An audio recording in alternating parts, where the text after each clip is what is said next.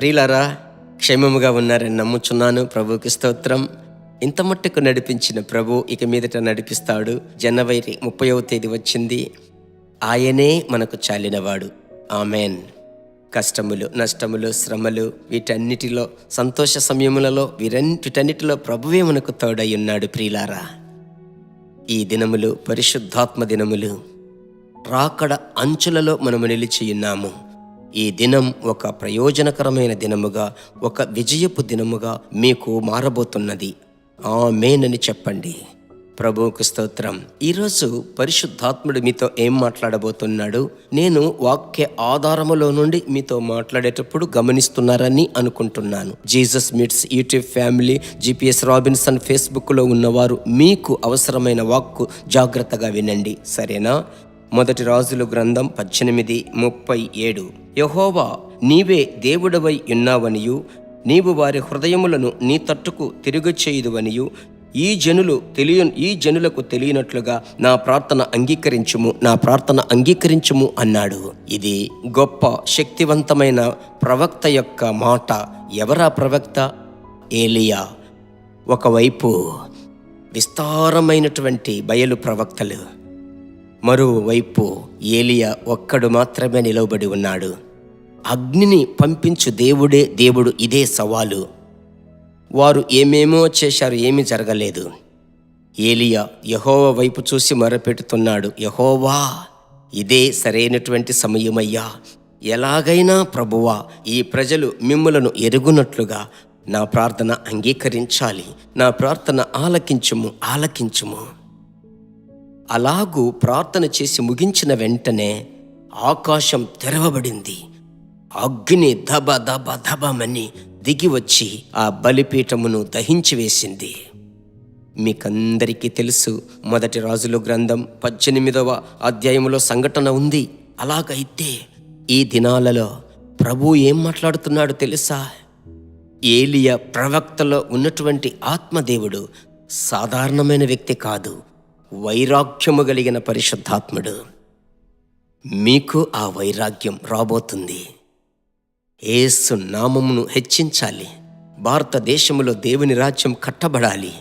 ప్రభు యొక్క రాజ్యమును గురించి, ప్రభు యొక్క మాటను గురించి ఆసక్తి, వైరాగ్యం, ఆత్మలను గురించిన ఒక భారం, సంఘమును గురించి ఒక భారం, ఒక వైరాగ్యం, చివరి వరకు ప్రభు కొరకు జీవించాలన్న తపన, ఖచ్చితముగా ప్రభువు చేత నేను ఆశీర్వదింపబడతానన్న వైరాగ్యం, ఆ వాంఛ మీలోనికి రాబోతుంది. ఆ వైరాగ్యమును మీరు చూడాలంటే ఎల్లప్పుడూ పరిశుద్ధాత్మని ఆనుకొని జీవించండి. ఏలియా యొక్క ప్రత్యేకతే, ఆయన తరచు వేరే జీవిస్తున్నాడు. ఎల్లప్పుడూ ఆత్మవశుడై, సమయము దొరికేటప్పుడంతా అన్యభాష మాట్లాడి, సమయము దొరికేటప్పుడు వాక్యం చదివి, ప్రార్థించి ప్రభువా, కుడి చేతికి ఎడమ చేతికి వ్యత్యాసము తెలియని మా దేశములో 29 రాష్ట్రాలలో 8 కేంద్ర పాలిత ప్రాంతాలలో మిమ్ములను ఎరుగని ప్రజలు కోట్ల మంది ఉన్నారయ్యా. ఎలాగైనా ప్రజలు తాకబడాలి, దర్శించబడాలన్న భారముతో ప్రార్థించగా ఆ అత్యాసక్తిని ప్రభు మీ మీద కుమ్మరిస్తాడు. ప్రభుకు మహిమ కలుగునుగాక.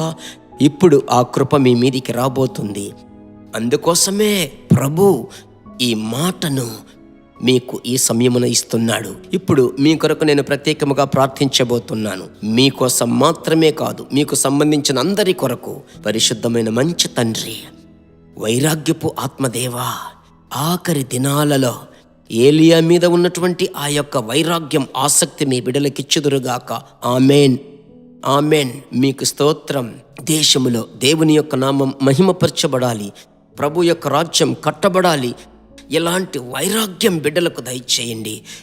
ఇప్పుడే ఎవరెవరైతే అవును ప్రభువా నాకు మీరు ఇవ్వబోతున్నారు అని విశ్వసించే ప్రతి ఒక్కరికి మీరు ఇస్తున్నందుకు స్తోత్రం. ఆశీర్వదించండి. కుటుంబాలుగా కృపచేత నింపండి. యేసు నామములో ప్రార్థిస్తున్నాము తండ్రి, ఆమెన్. ఖచ్చితముగా రాబోవు దినాలలో ఈ వైరాగ్యపు ఆత్మదేవుడు బలముగా పని చేయబోతున్నాడు. ప్రభువుకు బాగా స్తోత్రం చెల్లించండి. ఈ క్లుప్త సందేశం అనేకులకు షేర్ చేయండి. ఒక సెకండ్ ఎవరెవరికి షేర్ చేశారో వారి కోసం ప్రార్థించండి. మరలా కలుసుకుందాం. God bless you.